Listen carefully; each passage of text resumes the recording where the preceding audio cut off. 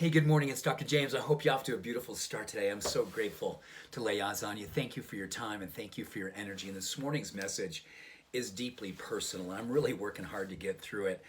I would imagine that you have someone in your life. It could be a parent, it could be a teacher, a friend, it could be even a stranger that you just had a special sacred moment with, and that moment literally changed the trajectory of your life. It may have even saved your life. At the very least, it helped you to reconsider how you wanted to live your life. There's a person in my life who's no longer with us. In fact, the anniversary of his passing was just last week, and that person was Jack Lalanne. It's one of his books, right? It's one of his original books. Check out that. Check out that awesome ninja for fitness and well-being, way ahead of his time. But I want to share a quick story with you why Jack Lalanne is that person for me. When I was a little boy, I was an awful student. And I was an awful student because of two things. Number one, I'm dyslexic, but didn't know it. No one knew it.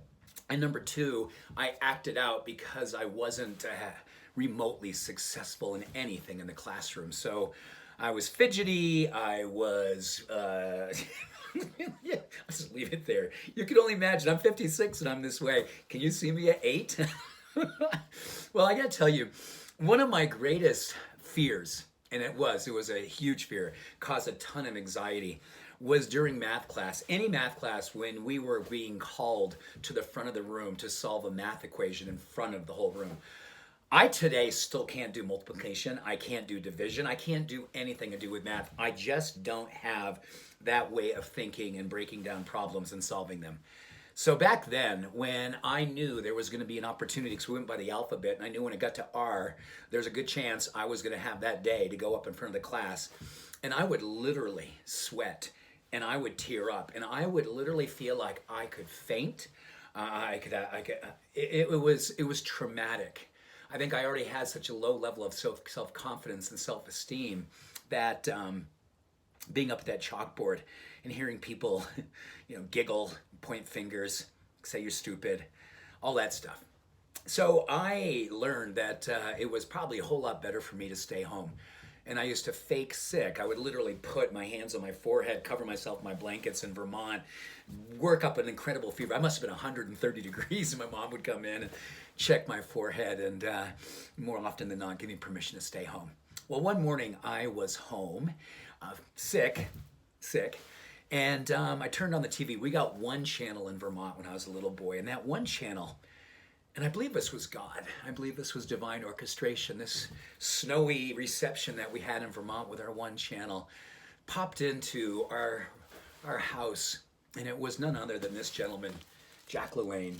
And he was in a blue jumpsuit, and he was talking about vegetables, and he was talking about exercise, and he was talking about happiness and being a good human being and character.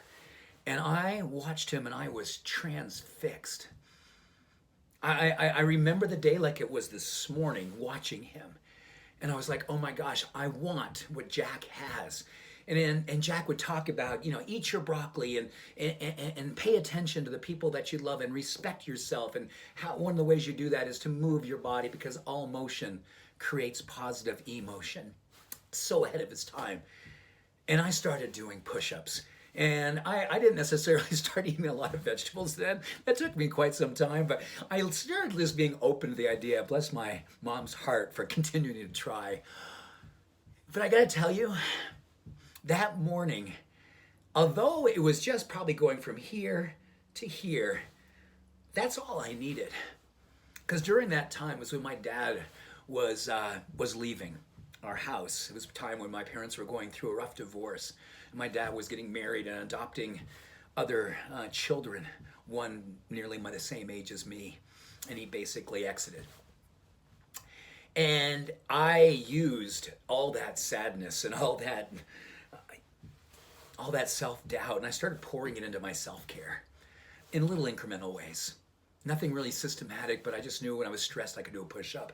I knew that a vegetable may help me to feel better about me on some level, not intellectually understanding, but emotionally connecting to it, and spiritually really, really aligning with it. So, if there's someone in your life that came into your life just at the right time, saw the truth of who you were, reminded you of what you came here to do, wanted you to be everything that he or she saw inside of you, and helped you become that person, say thank you to that person. Tell that person you love you. Text that person, call that person, make an appointment with that person. And if that person is no longer here, say a prayer for that person. Jack, thank you. Thank you. I love you. May you continue to rest in peace, my dear older brother. Have a beautiful day. Bye for now.